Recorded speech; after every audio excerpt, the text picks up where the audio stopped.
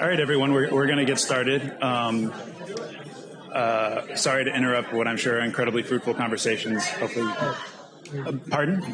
Okay. I will talk louder. I always worry that I'm going to blow people's ears out if I talk full volume. My name is Matt Bernhard. I'm a PhD student at the University of Michigan. I also work with verified voting, collecting data about election technology. You're going to unfortunately be hearing from me a lot today. But we're here this panel is going to discuss some of the issues. We are all pro-election security, obviously.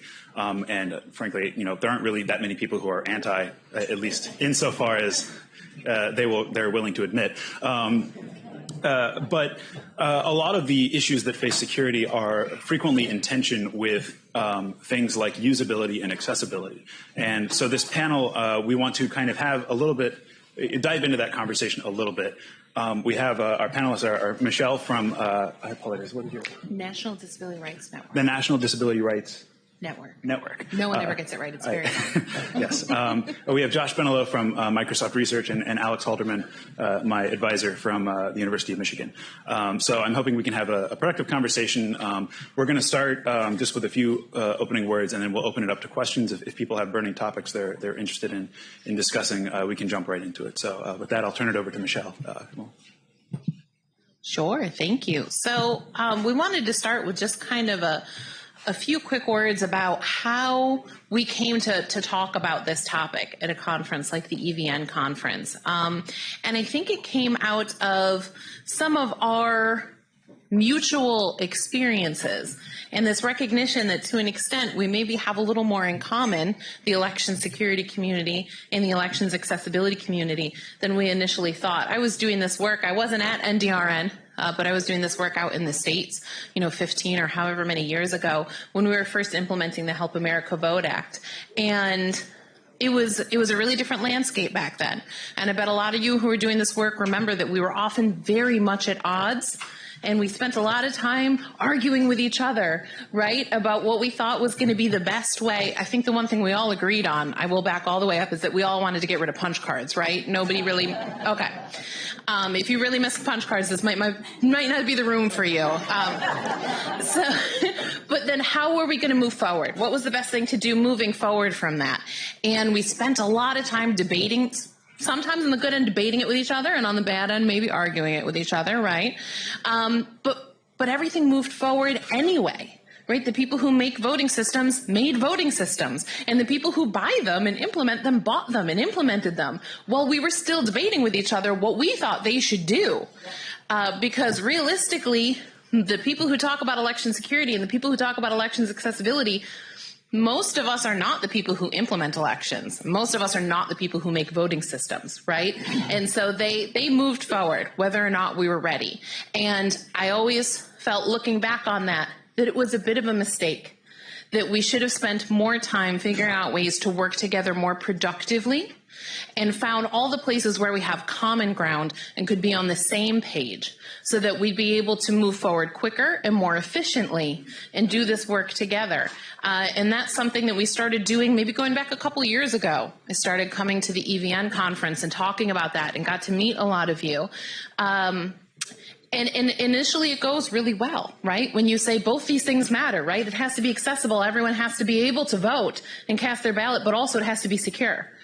And everyone says, yeah, that makes sense, right? Everyone should be able to cast their ballot, and everybody's ballot should be counted accurately.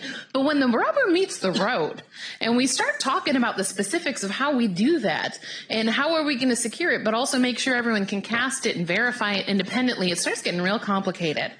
And some of those old debates come right back up because we haven't necessarily resolved all of that yet. And so we wanted to address that today at this conference as a way of maybe starting to talk our way through some of that in a way that would be open and honest, but also respectful and productive. Because once again, we're staring down 2020 and everything is moving forward, whether or not we're ready for that. Is that a fair summary? Okay. All right. I don't know, Josh or Alex, do you have any opening remarks you'd like to make? And then I think we'll... Yeah. Sure, I'll take this one.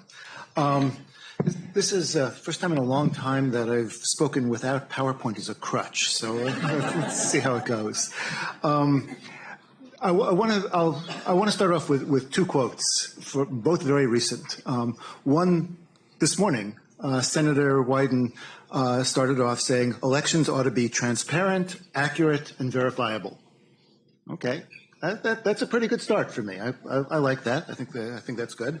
I was also at an event just this past Friday, less than a week ago, where California Secretary of State Alex Padilla spoke. And at one point he said, accessibility and security in elections are not independent. They go hand in hand. And yeah, I think that's good too. Okay, so now let's look at the accessibility and security. Okay, great. Those are two excellent properties for elections.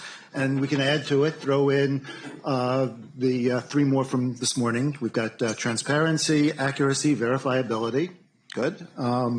We can add many more properties that are in some ways overlapping, some ways competing. A quick list might be integrity, auditability, privacy. That's important. Uncoercibility. Make sure I get that right. I don't want undesirable properties. Reliability, availability, usability. That's another important one. These are good properties that I think everybody in the room desires as part of a good election system. They are to some extent in competition, and we sometimes have to make trade-offs and balance, but these are the yardsticks we measure against. I'll also add a few items that are not on my list of desirable properties for elections. Paper, hand-marked paper even, air-gapped systems, encryption, two-factor authentication. These are among the many tools that are very useful to us in achieving the properties that we want to achieve. But these are not the goals. These are the tools that get us there. And I think it's important to distinguish between that, where we have these tools that we want to utilize to get us to these goals. These tools give us trade-offs.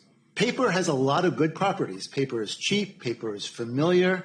It's relatively easy to handle. It's got some permanence. It's got physical auditability is a benefit. But it has some negatives as well. It can be difficult to handle and manage. It's kind of hard to back it up in a meaningful way. It can be damaged or destroyed or altered or forged in many ways. And it presents some accessibility challenges for blind voters, for voters with various motor skill disabilities. There are problems there. When we go to hand-marked paper, there are some benefits on the verifiability side because voters are actually making the marks that are recorded as their vote. There isn't a step in between. That's a benefit. But they have some additional detractions. They create ambiguities at times. They create opportunities for coercion and vote selling. And they create even greater accessibility challenges. For some of the same classes of voters. So I'm not saying don't use paper. I've been involved in the development of many election systems that are paper-based. Paper is a very useful tool.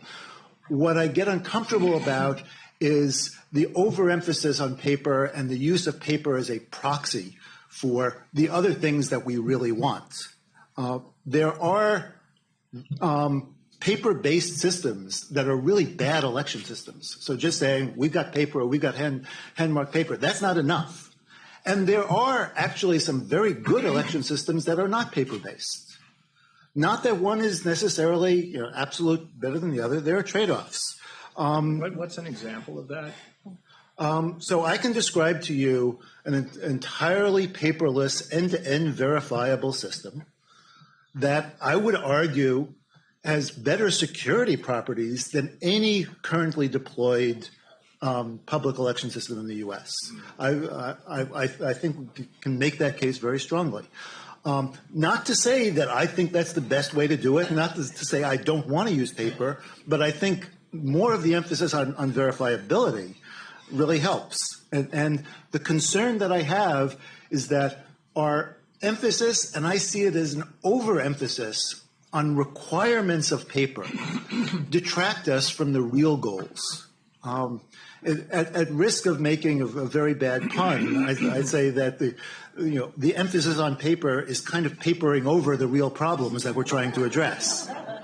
So, there's a lot more that I could say, but I'll hold off on there because I want this to be a discussion as much as possible. All right, I'll have to strongly disagree with Josh. That's fine. That's what we're here for. Right. So I think there's no sense arguing over the semantics. We all, I think, want the same thing. I want to be very clear about the goal. The goal is to have elections that are secure and accessible. Because if they're not secure, then nobody's vote is going to count.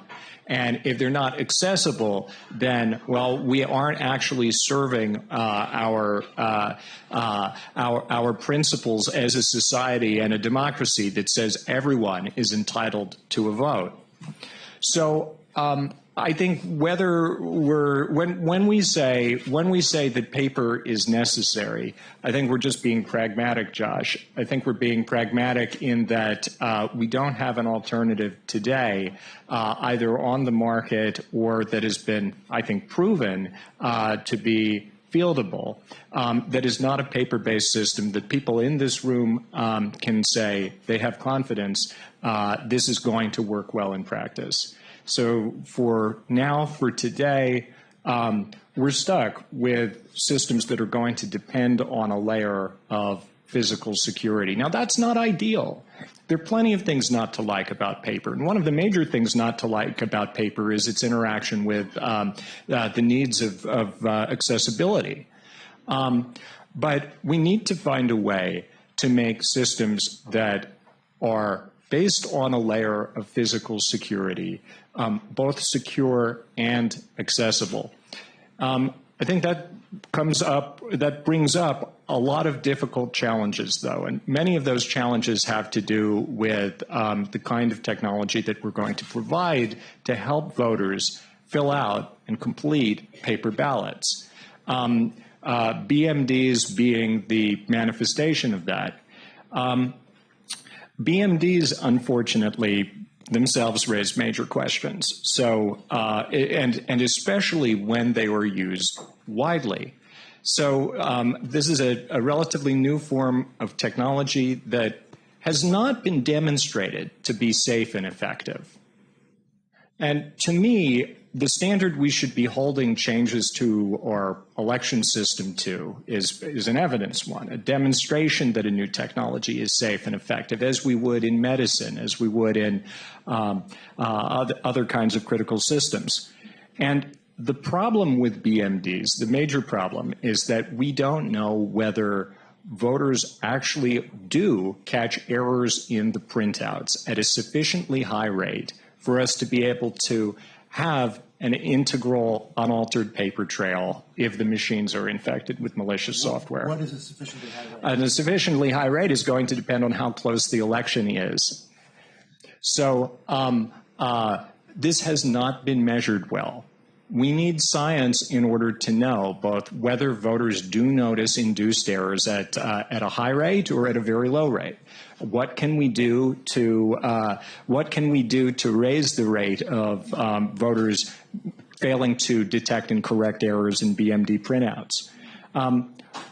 And until we have the answers to those questions, it's hard to say whether BMDs are actually achieving the goal we set out with in introducing a paper trail to begin with, which is to have a physical record that reflects the intent of voters that is going to be auditable to reveal any problems in the technology.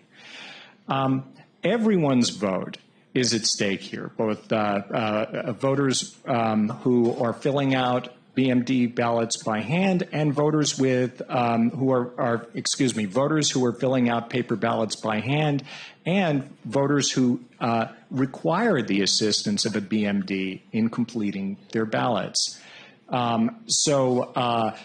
If sufficiently many ballots are stolen from the population using BMDs, it can undermine a close election result. So I think the point of all of that is that we need to answer some pretty basic questions about the technology we use in elections. Can we make BMDs sufficiently verifiable? Are there other ways to make accessible voting both more reliable, more secure, and more verifiable, particularly for voters with accessibility needs? They, too, have to be able to verify that their ballots are being recorded and counted accurately. In the meantime, my personal advice is conservative. I think the safest course is to minimize the use of technology that sits between voters and the piece of paper that they're filling out until we can establish that that technology is safe and doesn't introduce significant new vulnerabilities. Of course, there are going to be voters who require such technology in order to participate, and we must make sure that the technology serves them well. I don't think that much of the technology on the market today is serving them well, and we need more engagement between technologists and the accessibility community and the companies that are making voting machines to make sure that the technology we're providing in polling places is serving the needs of all people. Should we do rebuttals? Sure. So I just want to say a few things. Excuse me. I sort of perhaps uncharitably set up this panel when I introduced it. I think the framing of security and accessibility being in tension is true. You know, it does come up fairly frequently. But on the other hand, and I think Alex and Josh and Michelle sort of touched on this a little bit, and we definitely discussed it when we were discussing this, setting up this panel, that if a system is not secure for all voters, then it's not secure for any voters, right? If you're in a close election, you know, if one voter's vote gets flipped or they can't vote or whatever, that has an impact that affects every voter who participates and even people who don't. But also, you know, systems that aren't accessible aren't you know, accessible for everyone, right? If some voters can't vote because they can't use the system, then we have, you know, that's a serious problem, and our election system is not as you know, does not do what we want it to do. I think I hear the sort of the calls for continued research and continued advocacy with the vendors and so forth. But one thing that I'm interested in is, and perhaps this is colored by experience, you know, it's fine to say that we still need to do research further on down the road, but there are election officials that need to buy equipment. There are voters who have to vote, you know, every 2 to 4, even more frequently than that, years. What can we do right now that will help advance these causes? You know, is it voter education? Is it getting the vendors to produce better materials? Is it, you know, I'm curious to know if you have thoughts on that.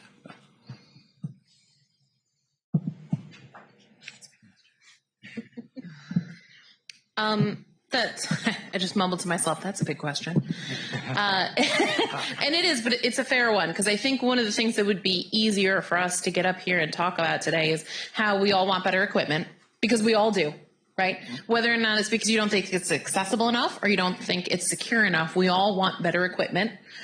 We all want better standards. We all want better testing. We all want better auditing on the back end. We all want more money for states to upgrade their outdated equipment. I think that's something we could probably all talk about for an hour and 15 minutes and feel very good about. The problem is that the 2020 elections are coming, and there's, I'm sure, a myriad of elections to be administered in between now and then also. And what are we going to do right now, I think, is where things get a little fuzzier, because this is where we start hearing solutions like, we're going to do paper ballots and everybody who can hand mark is going to hand mark, and then we're going to restrict the ballot marking devices to people with disabilities who need them. I understand that that sounds like a great solution to a lot of non-disabled people who are capable of hand marking a ballot. But non-disabled people telling disabled people what's good enough for them is not okay to the disability civil rights movement. Separate but equal is not real. There's a little Supreme Court case you might have heard of that already decided that. where white people tried to tell black people what was good enough for their children. That's not how we do things in America. I speak about this very firmly because I work in a civil rights movement protecting the rights of people with disabilities. Non-disabled people do not get to tell us what's good enough for us. And we already have states and jurisdictions that do hand-marked ballots and have one BMD in the corner. And I can tell you right now, first of all, it's a ghettoized system where we have to get in a separate line to go vote on our special machine because we're special people. We get challenged by poll workers who don't want us to use the machine. They don't set it up. They don't turn it on. They don't take it out of the box. Sometimes they have it hidden under a table. We already know that that system doesn't work for voters with disabilities. We have to stop proposing solutions that people with disabilities are screaming to you does not work practically. We have to stop. Everyone gets real comfortable with segregation when we start talking about how disabled and non-disabled people are going to vote. But it is a form of segregation. So let's keep it real about that. If you're okay with it, call it what it is. And start keeping it real with me. Don't tell me to my face how important my voters are to you, and then go out and promote segregation when I'm not here. So if that's what you want, then let's start calling it what it is when we go out and promote it. Otherwise, we have to start talking about ways for people to vote that is fully inclusive and integrated and values the dignity of all eligible voters. Okay. Alex is trying to grab the mic for me, so no, that's fine. I want to answer that and address some of the other issues, but you made it a lot easier for me because I was going to say some of those things. I could not have said them nearly as well as you just did. But yes, I hate the idea of the separate machine off in the corner. Yes, Matt, I agree that what's out there today doesn't offer a lot of good choices. And I want to be clear. I am not in any way a supporter of the paperless DRE filth that we've got out there right now. It's terrible. We should be getting rid of it. We can do much better. We should do much better. I do want to address a couple of the things that came up. If it's okay, I know you want. Everybody will have a chance. We'll be civil here. Yes, we should have proven systems and use only proven systems, but we need a path to get there. What I've heard a little bit too often is we can't use that because it's not proven, but it's got to be proven in an election, and we can't use that in an election. We have to have some pathway so that we can advance and do things. I think there will be really good things available very soon, and I want there to be a good pathway for them. The one other thing I wanted to address is I think there's been a misnomer in what it actually means to be verifiable in the sense of verifying, say, BMD output. Because there have been some studies, they're a little bit over all over the map and some things, but they will say things like, oh, the verification rate is very low. What is low? 30%, 20%, 10%? When we're doing verification of a BMD output, it's really very much an auditing process. It's an auditing step. It looks very much statistically like doing a ballot comparison audit. 10% is a huge amount of auditing. We don't need, I would love to get 90%, but we don't need that. If we get 2%, and even a small election, that's plenty. I'd like more, but we really don't need to have this super high verification rate in order to make a system like this work. And if you push through and crunch through the numbers on this, you can get tremendously high accuracy, even if you do a study and say, only 8% of people actually checked what the BMD output. That would be plenty for most purposes. I want 90, but 8's still okay. All right, Josh, let's try an exercise here. Let's say that 10% of people check their ballots. Yep. Okay, let's assume that's true. How do we use that in order to achieve that kind of auditing process in the BMD output? Sure. Okay. Yeah. So go ahead. So fine. What that says, you get what 10% would say effectively is if a malicious BMD were to change somebody's vote, one person's vote, it would probably be caught. Two people's vote would probably be caught. The threshold's around 6. If it tries to flip more than 6 votes, somebody's going to catch it. Wait. So, Pass that mic. wait. I just want to puzzle this through. So 10% of voters can notice errors. 1 in 10 voters will notice an error if there's an error on their ballot. Right. Okay, so let's suppose the machine changes 1% of votes at all. If there are 1,000 voters in the precinct, approximately or 1 maybe voter will notice an error. 1% would get more like 15 or 20. No, well, there are 1,000 votes in the precinct. 1%. Can I just interject that we're getting a a little into the weeds here? Just one second. So you end up with maybe 1 report of an error per precinct during the election. Okay. Actually, it's been enough cheating to change the election result. Do you think a real election, they're going to throw out the results because 1 voter per precinct reported an error? Well, which is the actual problem you have. I mean, it's more than just reporting an error. Once you've detected an error, then there is a whole, what can you do about it? And yes, that absolutely is an additional complication depending on the design of the system. Hi, guys. So there's a difference between verifiable and verified, which is really interesting because we yell a lot about voters verifying their ballots, and what we know is they don't do that, right? Some of them don't even fill it out correctly in the first place. Ballot marking devices might make it complicated. Hand marking paper makes it complicated. A lot of people don't hand mark their ballot correctly either. Honestly, I have to vote absentee all the time, and I'm terrified that I'm not filling in the bubble correctly, and it's going to get tossed out. I hate those Scantron-looking things, right? And they don't verify it. So we can argue about that all day long, but the truth is, unless one of you is starting a public education campaign to tell people to verify their ballots, which I've not seen anyone do, that problem's not going to be solved. The only thing we can really control here is how are we actually administering elections, and maybe we can try to educate voters to verify their ballots, but getting down into the weeds on some of the numbers when we haven't actually made a real attempt to solve the problem that voters don't actually attempt to verify their ballot at all the vast majority of the time probably isn't going to solve that issue. I'm passing it back. So I just want to say that we don't know. I don't think we have a good beat on the rates of verification, attempted verification. Right. Depends on the system. Yeah, it may be that we can never quantify that. But I suppose that's about all I had. I had to point out there. There is anecdotal evidence, and I'm sure all of you have heard many different stories of not just verification issues, but all kinds of fraud and all kinds of things. It is, and to the earlier panel's point, we do have a big dearth of research in this area that needs to be. Again, I realize it's going to take time; it's going to move slowly, but we do need to do it, and also research into education. It may be fine that we can educate voters or run programs like that, but it may be that it's just not communicable, that voters won't pick up on it.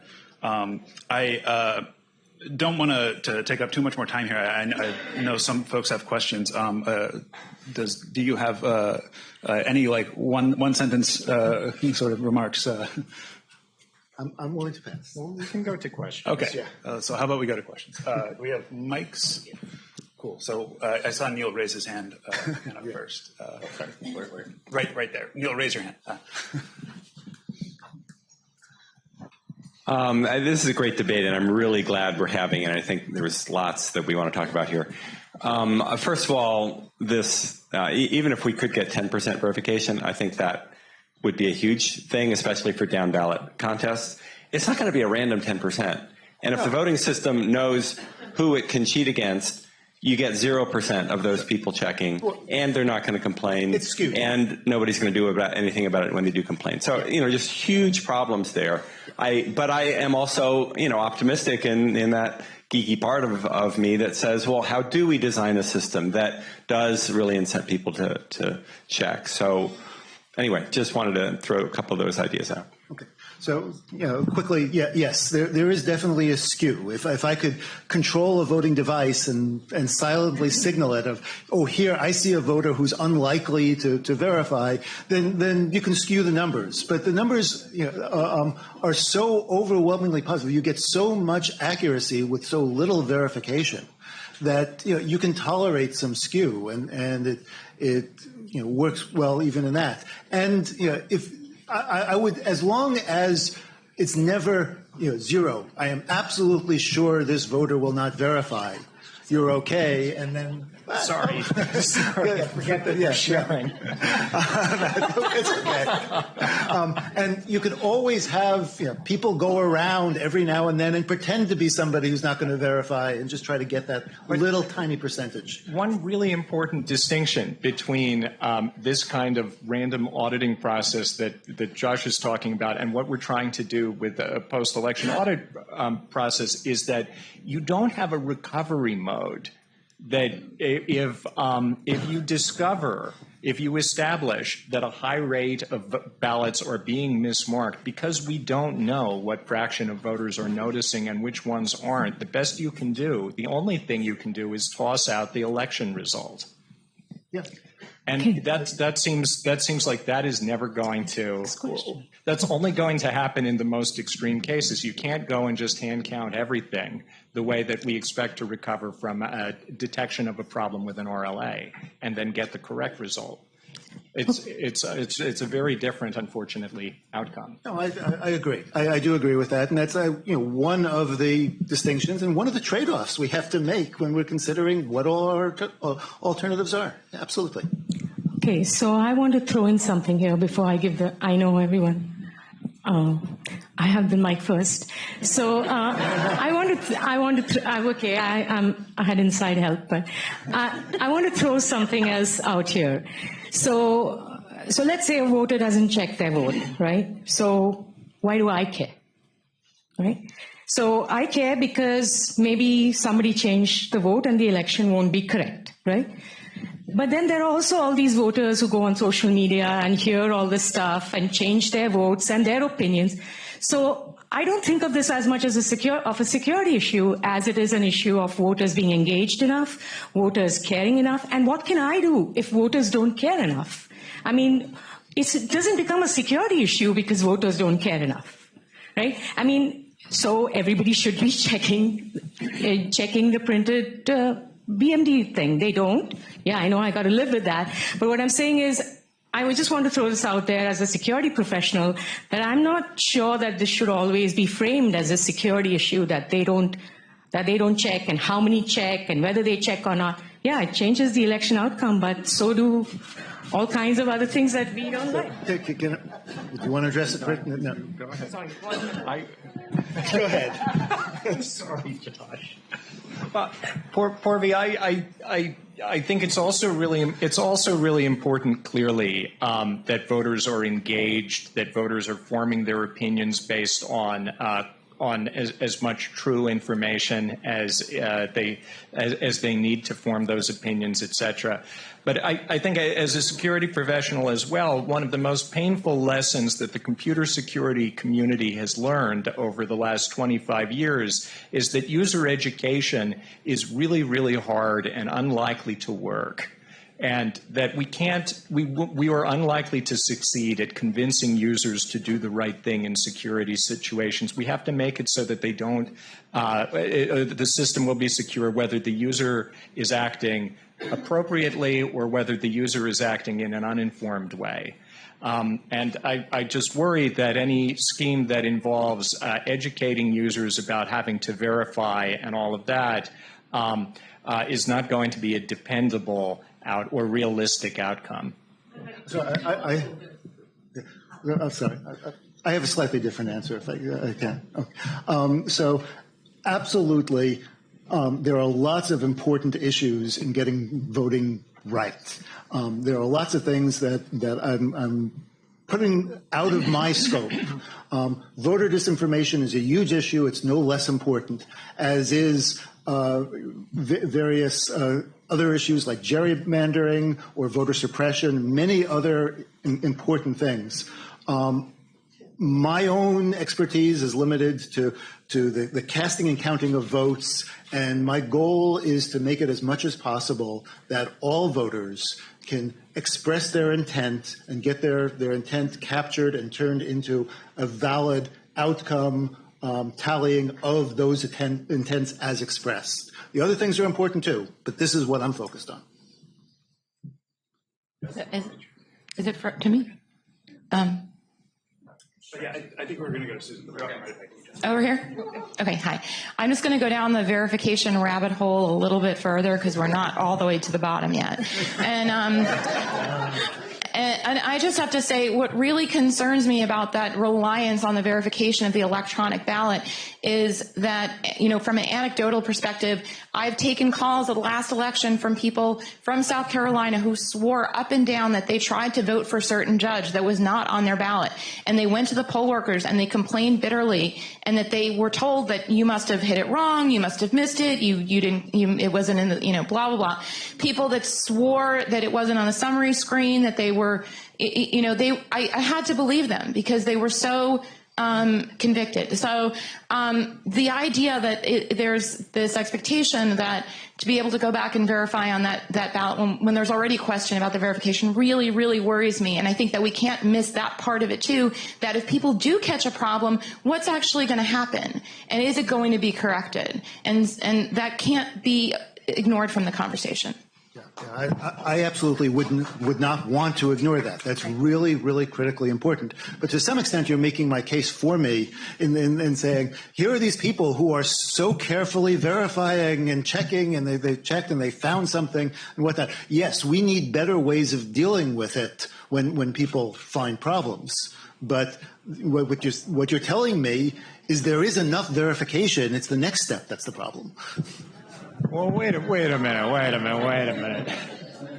minute. So what do you actually do if people come in and swear up and down that the machine mismarked their ballot? Or election officials here, how many of you are going to throw out your election result because 10 people in the precinct came in and said that? If you say, yes, I would, well, then all I have to do is find 10 convincing liars to go in and swear that their machine mismarked their ballots, and I have a denial of service attack against your election. So that's not a good solution, a viable solution either. I don't think any of us have an answer to how we actually use this as a verification mechanism that can give us confidence in the paper trail. And that's a pretty big intellectual gap in our whole premise of running elections based on a paper trail and auditing them. What we're talking about is in effect, dispute resolution capabilities. And this is one of the most difficult things in some of the systems we're talking about, because it's very difficult to distinguish between voter casts vote for A, somehow sees vote for B, and says, wait a minute, I voted for A, and voter casts vote for B, sees vote for B, and says, wait a minute, I voted for A. Those things can be hard to distinguish, but there are ways of distinguishing them in some systems. Right now, they're cumbersome. I think there are good possibilities for getting some much better ways of doing it, and I don't want to just flush it away because, no, we don't want to go that way. I think we can do much better there. Justin Moore here. Sorry. So one trade-off, or kind of one consideration that I haven't kind of explicitly heard called out here is, so there's discussion about like, well, we don't want to have this one machine off to the side that are for one set of voters and is not, handled correctly.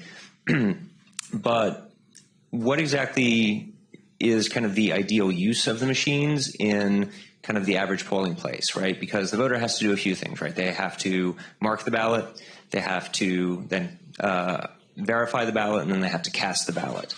And, at what stages are we expecting or asking either some voters or all voters to be using machines in this? Because we've seen situations where if a voter has to, or if every voter has to mark, verify, and cast their ballot on a set of machines, and an election official misjudges the number of voters that are planning to show up, we get these long lines which themselves lead to disenfranchisement.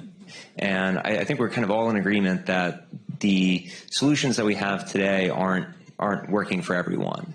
But this feels kind of like a fundamental question here of like what are we asking the machines to do for whom, and then how do we craft processes around this to make it work for everyone? All voters fund it and commit to it, and we'll stop seeing some of the issues that we've been having when it's not the machine that's only for certain people, and when it's everyone's machine and everyone has to vote on it. Suddenly everyone will care and maybe be willing to invest in making it a better system. Also, you can have the exact same problem when you run out of paper ballots in a polling place, and then people are waiting in line for more ballots to be printed and brought over, and voters have to leave because they have to go to work or they have to pick up their kids, and that happens in paper-based systems all the time. I work at Election Protection Headquarters on Election Day. I assure you it's very easy to just not print enough ballots in certain people's jurisdictions. Chris Walker, Jackson County Clerk, Oregon. So it's a little unique where we're at, of course, because you all know very well where we are a vote-by-mail state, along with Washington and Colorado. Yes. And so I'm going to specifically talk about accessibility. And Michelle, thank you for being such a champion and advocate for persons with disabilities. So that being said, I know with HAVA, there were provisions within HAVA Act that provided that we have ballot marking devices for persons with disabilities as you're speaking to a different device. And I'm not being curt or anything, but we, through the years, have gotten multiple different machinery that we've used. So the first ones were ones that you stuck in the corner, the BD, or the ballot marking devices that we put in a corner. We had it accessible. It had Atari, all of the little roller balls and all these things. A lot of weird stuff, yeah. Mm-hmm. And never got used once. So 3-4 years later, we get another great product that they come up with. It was 3 laptops that had printers that were in luggage that we could take to a person's home to allow them to vote. They did a demonstration of it, the person through the state, and of course he couldn't get it to work during the demonstration correctly.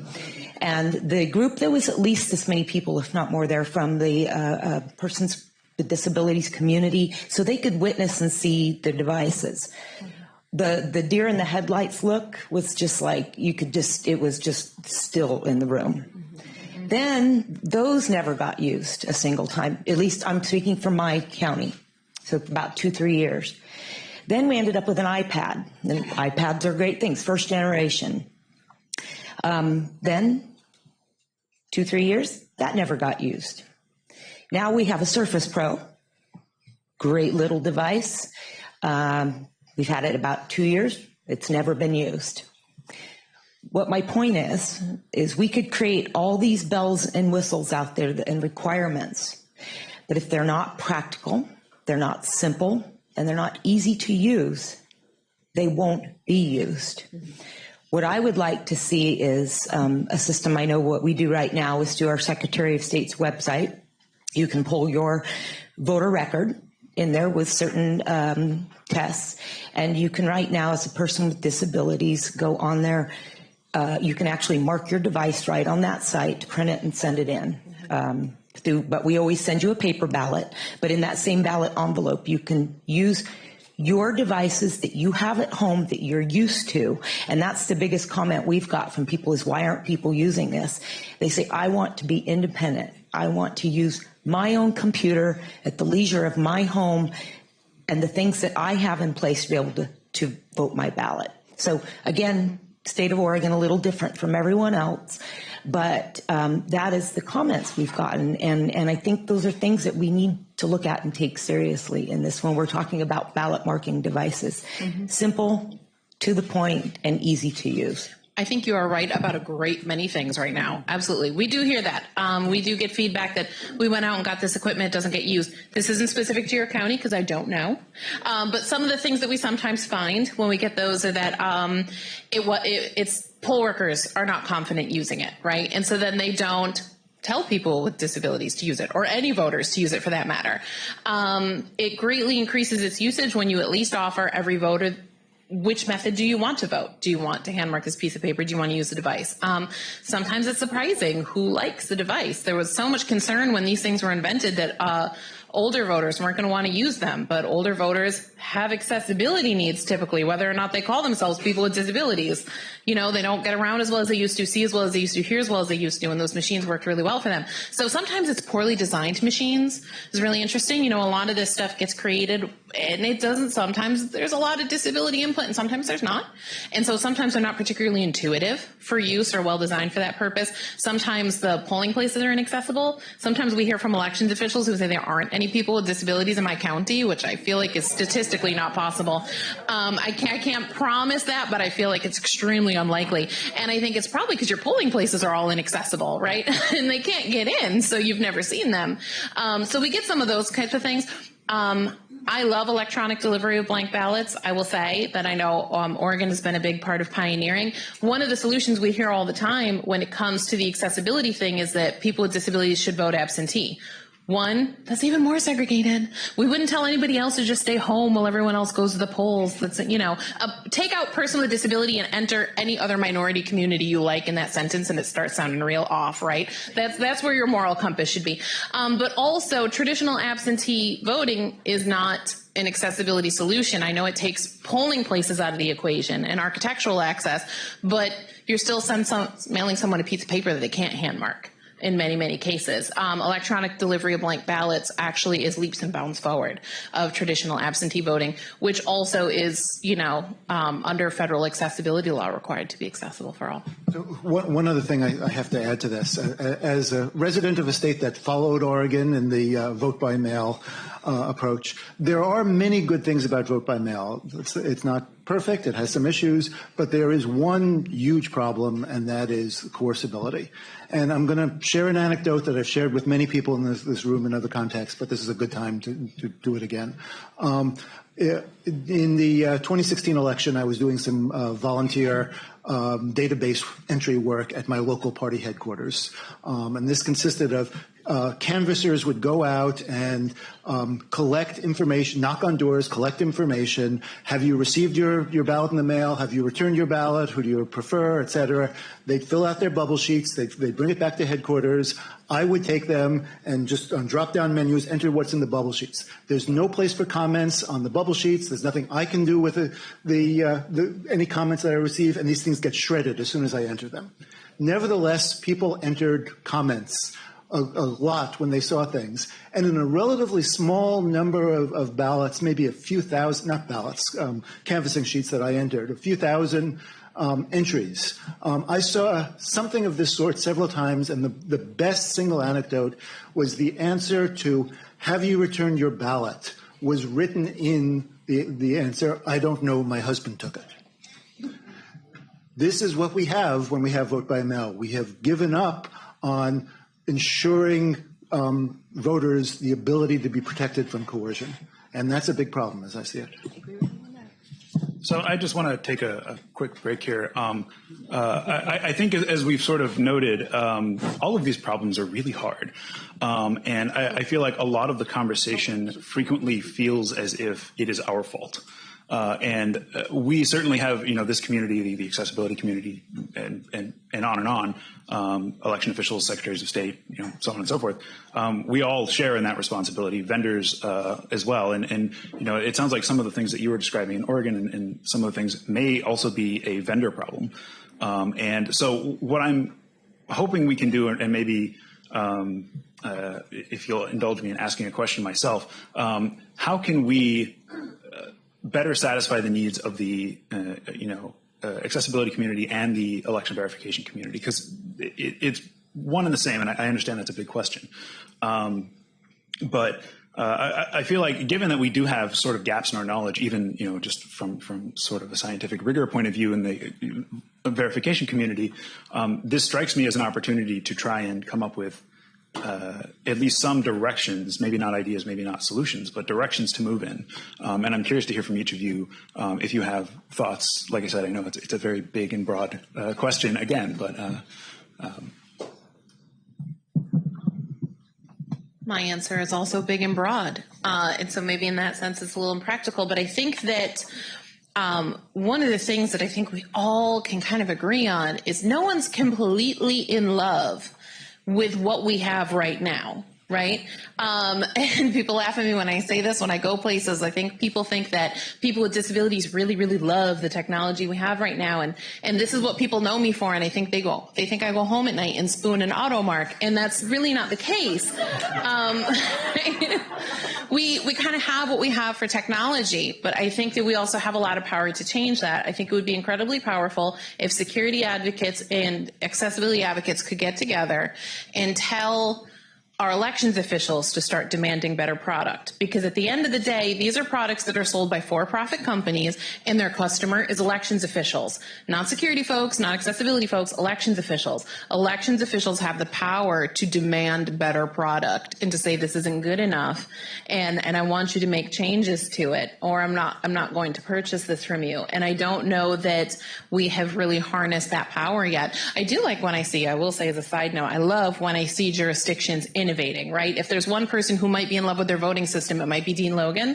Might be somewhere right now and just totally in love with VSAP, and I wouldn't blame him. I voted on it. It was pretty cool. But I think that we have yet to really come together, find things that we can agree on, and say, these are the things that we want to demand from better voting systems that will be more accessible and more secure, and really start driving the market rather than vendors who are going to constantly be making something, no matter what it is we're talking about here today.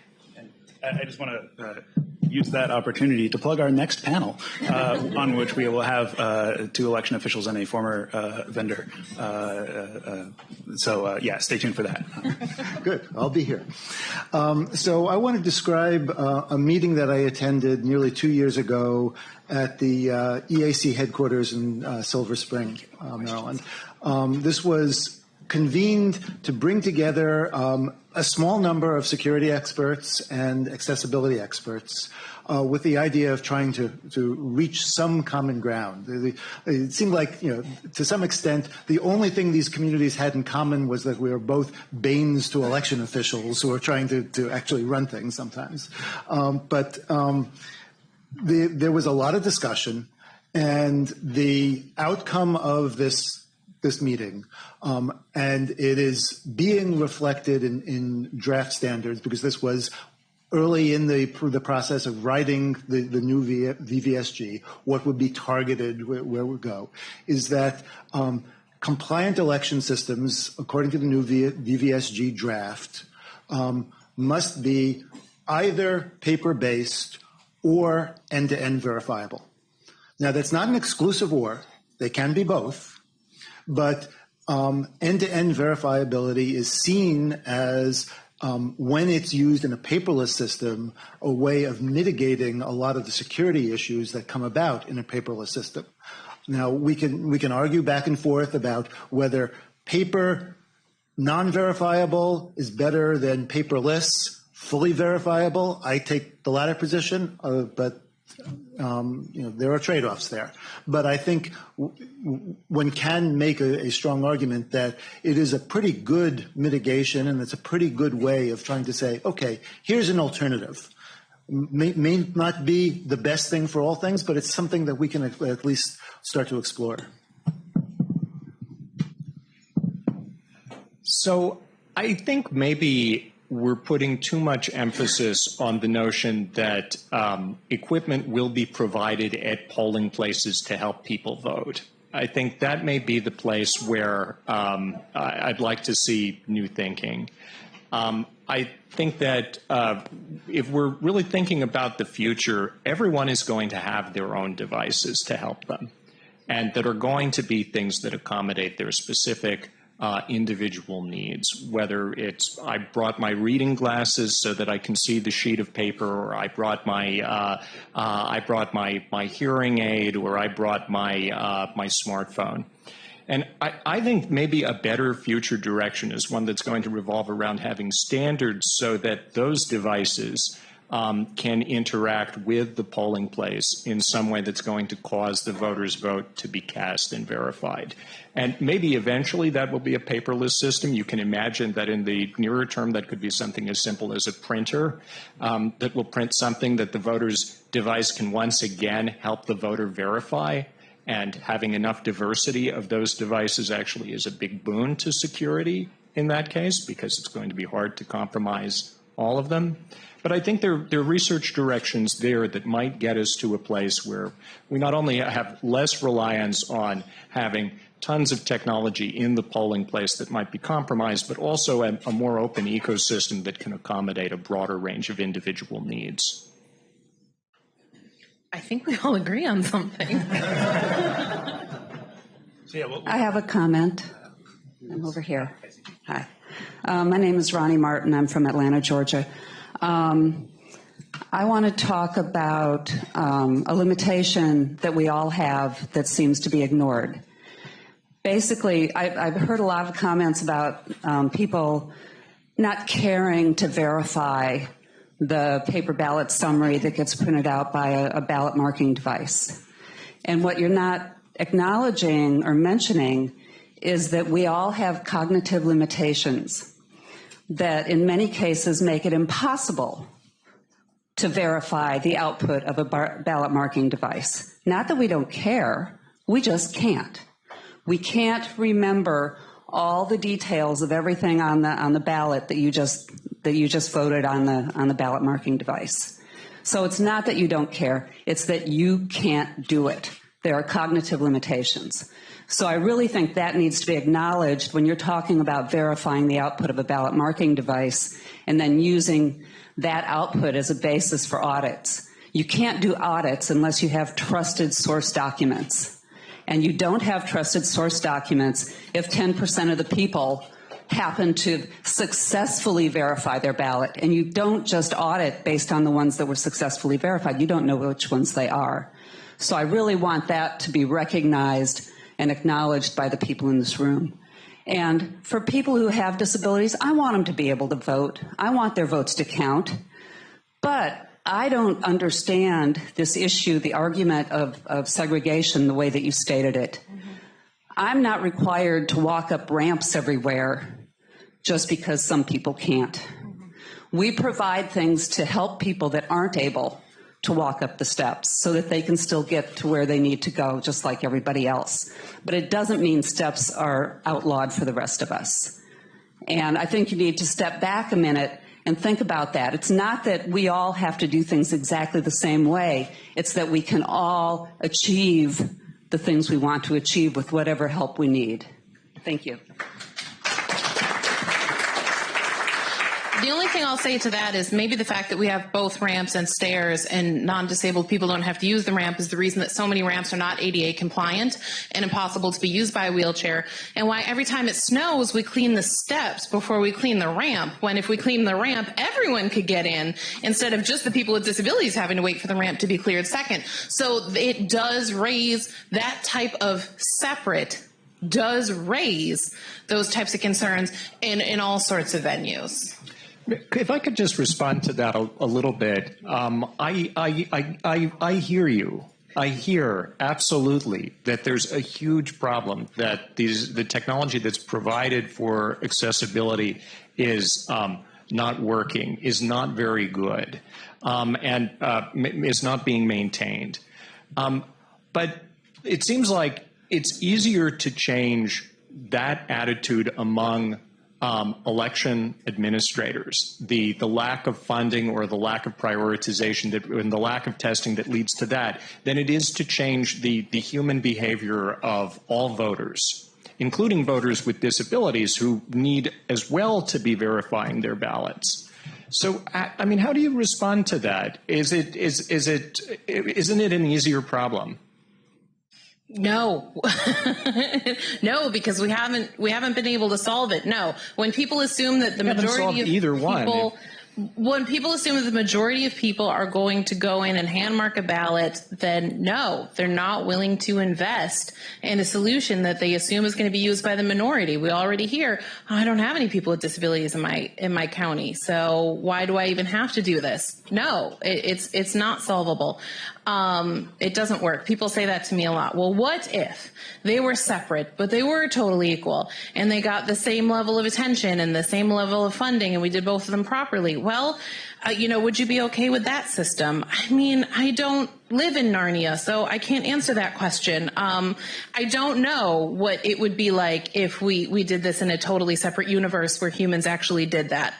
No, I don't. As someone who does this all the time professionally, no, I don't think it is easier to solve. Well, it may turn out that the alternative to that is that we just don't have a technology that can protect elections that are close against direct foreign attacks on who wins. If that's the case, I mean, and there are open questions about whether that's the case. I'm not going to say that that's absolutely the case, but we're running out of options. So I think we do have the technology. It's just not available to be purchased by election officials yet. And I think that's a real shame, but I'm hopeful that will change in the very near future. I do want to just, well, can I quickly address a couple of comments? One, there was the comment that we need the paper record to be able to do an audit. Actually, I'll amend that to say you need the physical artifacts in order to do a risk limiting audit. But there are other means of audits that are effective that don't depend on the physical artifacts. I do hear what you're saying about not being able to verify paper, and I think that is a legitimate concern, and I would certainly want a good election system to be able to provide voters with various means of verification so that every voter has a mechanism for verifying their vote, no matter what their situation is. Ron Rivest, MIT. So I wanted to dive into the dispute between Josh and Alex a little bit on the verifiability. So I agree with both of you, and to some extent, I think that where I disagree with Josh is, or maybe the distinction that needs to be made is systems that provide, in the case of a dispute, system that provides the voter with evidence that the system cheated him, or systems that leave it ambiguous and the voter can go away thinking that maybe he made a mistake. Yeah. A BMD marking device is typically a device that leaves no evidence that he was cheated, and what Alex said was exactly right. You could cheat on 10% of the ballots, maybe 10% of those get caught by the voter, and the voter will think, oh, that was my fault, and go back, and the fraud will succeed. On the other hand, systems like Scantegrity or the end-to-end verifiable systems give the voter proof positive that the system tried to cheat, and he can take that to the election official, and the election official can say, this system is seriously defective, we have to rerun the election. And the evidence is so solid there that even one voter producing evidence of fraud like this is sufficient to recall the election. So I think it's a huge qualitative difference between these two types of systems and these two types of verification. Yeah, absolutely. I just want to kind of make one point about that and about Ronnie's point as well. I do think that maybe the solution to better verification is accessible verification in a sense, right? Like if we take the framing of remembering a ballot that's 40 to 80 races long and all of those different candidate names and all of that, having a machine printed out and then remembering where they all are and what you voted for, or even and I don't think it's unreasonable to say that hand marking a paper does place a cognitive load on people to some extent. Maybe solving those challenges will provide a better kind of solution that addresses both issues equally. Again, this is very high level, but I'm going to try to frame my thinking about this now in that way. Where are the microphones? Oh, the last one? Okay. We have to, okay. This will be our last question. Michelle, I'd just really love to hear you talk about I hear a lot of what you don't want. But I would just love to know if there are things that if you have an idea about a system that is accessible, that is secure. What I think we've heard a lot of is that the BMDs are not secure, that people aren't verifying them, and they're also incredibly expensive. They're like 3 times as expensive to buy those, for a whole community. But I know there's things like Votes is working on this blockchain system, and I know, so that's not, nobody loves that. So I hear a lot of, we don't like this, we don't like this, we don't like this, and I would love especially to hear from you, Michelle, if there are systems that you or people in the, the disabled community are really in support of or in the pipeline. What are you thinking? We almost got all the way through without blockchain being said. No, that's a great question, because we do get put in that position a lot. In a lot of the work that we do, we are often in the position of being like, but what about people with disabilities? That's great, except it doesn't work for all people with disabilities. Rarely do we get asked what we want. And the truth is, if we were to talk about in a limited way a voting system, there's not any particular one that I totally adore. And the ideal voting machine is probably one that only exists in my head. And it's a combination of all my favorite features from different machines, minus all the things I didn't like about them. I do think, I want to say, and I think that this is a point that really should be made, I think that there is a difference between a system of administered segregation and giving voters a range of options. Are not the same thing. And disability is big and it's broad, and different people with disabilities have different needs. There are people with disabilities who could hand mark a paper ballot. There are people with disabilities who will never be able to do that. There's people with disabilities who can't get in the polling place. Having a range of options that are provided to all voters for them to choose the method that's going to work for them, I think makes sense. And that's probably a mixture of any number of things we see being done across the United States right now. I think that this conversation is often very limited to, when we're because we are moving towards paper-based systems right now, and that is the hot issue, is that states that were using paperless DREs are moving to paper systems. And what do you want with that? I can tell you what I want with that is for everyone to vote the same way and use the ballot marking device. I know that a lot of you don't want to hear that, but from an accessibility perspective, yeah, that's what we want. Ideally, what I want to see. Look, if I could, am I making a list of my wishes? I want to do away with voter registration and just have every eligible American just go vote without having to register in advance. I want a range of options for voters that respects the dignity of all people. And I want robust processes on the back end to ensure that all those votes were counted accurately and fairly. I want no more Russian interference. And I want a crackdown on misinformation on social media, because those are some of the things that actually really are having a big, and I want to do away with the Electoral College, okay? That's Michelle Bishop's complete list of things she wants to see in elections. And since I've got the mic, and I know we're supposed to wrap up, I will say one more thing. There's been a lot of talk today about people with disabilities and people who don't have disabilities. A lot of that's my fault, because I throw those terms around a lot in the work that I do. And I think that for people who don't have disabilities, that's how they see this issue, right? There's those people who have disabilities, and then there's us who don't, right? When you have a disability, when you're part of this community, that's not what you see. What you see is us, and then everyone else who's pre-us. Because everyone who lives long enough will become a person with a disability. For most of you, God willing, it will be a very long time from now. Some of you, tomorrow, could have a stroke and survive, could have a heart attack and survive, could get hit by a bus and survive, which is very likely in the District of Columbia. And you will be okay, but your life will be very different. Your life will be very different.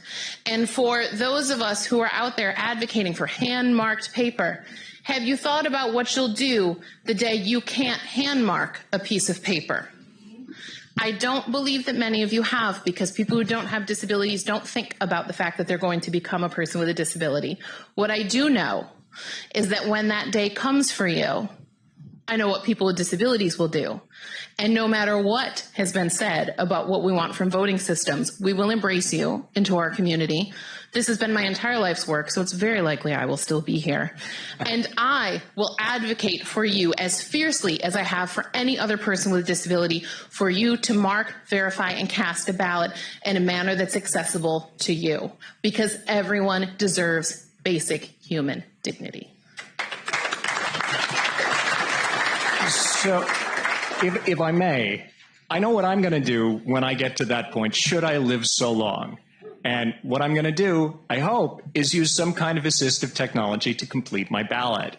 But that doesn't mean that everyone needs to, every time they go to the polling place, be using assistive technology to complete their ballot. It's much more expensive, and we don't know yet whether we can make the alternative secure. So we need to make this technology work. But I have a funny story. A